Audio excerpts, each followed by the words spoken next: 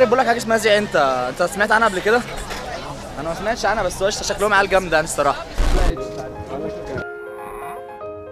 الناس اللي داخله انترفيو شغل اكتر حاجه بنصح بيها الشباب لما يجوا يتقدموا للوظيفه لازم يكونوا على درايه كامله بالمجال اللي هم رايحين، وتكون قبل اي شركه قبل اي مكان بتروح تكون عملت سيرش عن المكان ده. لو مش عارف حاجه مش عيب انك تقول ما اعرفش، لكن ما تفتيش. وبعدين اللي بيعمل معاك انترفيو بيكون شاف الاف زيك هيعرف يقفشك. اكتر حاجه بتمبرسمي في الانترفيو هي الصراحه.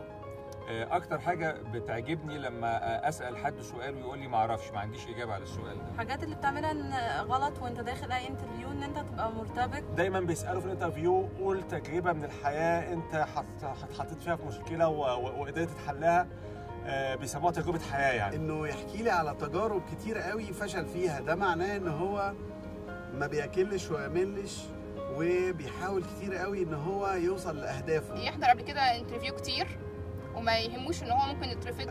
مفيش جون بيجي الا من شوطات كتير وهجمات، فطول ما بيهاجم طول ما فرصه ان هو يجيب جون اعلى. وري اللي قدامك انك انت عندك طاقه، وري اللي قدامك انك انت عندك استعداد تستحمل، وري اللي قدامك انك انت عندك استعداد تفشل وتقوم وتجري تاني.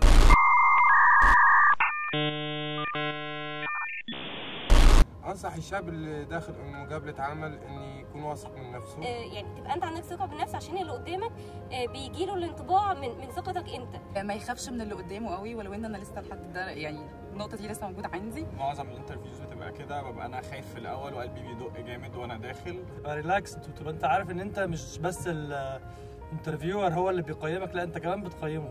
الناس تعبر عن نفسها، احنا محتاجين النوع ده من الحاجات اللي تخلي الناس تعبر عن، عايزين نسمع بعض، عايزين نشوف الناس بتقول ايه.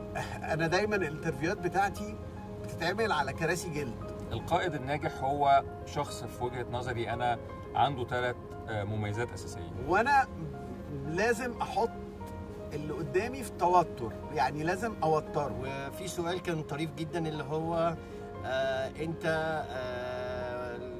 شايف نفسك ايه في الاول في ال5 سنين؟ ده شيء طبيعي. بعدين انت لو خليناك تختار مثلا نوع من الحيوانات، انت ايه الحيوان اللي انت شايف نفسك فيه بيمثلك؟ لو هو من النوع اللي بيتوتر جامد هيعرق، ولو عرق على الجلد بيعمل تحت بخر ميه وبيعمل حته مبلوله. قال لي تعرف ايه عن الشركه؟ قلت له اعرف كذا وكذا وكذا وكذا.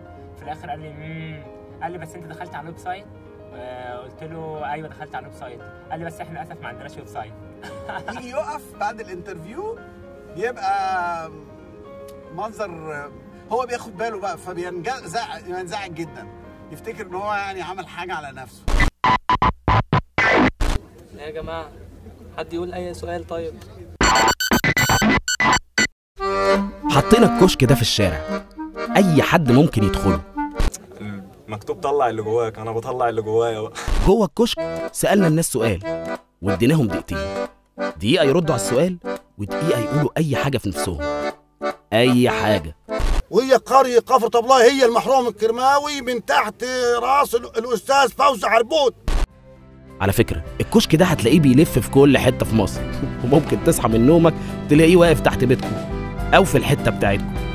جوه الكشك هتشوف وتسمع فعلا المصريين الحقيقيين.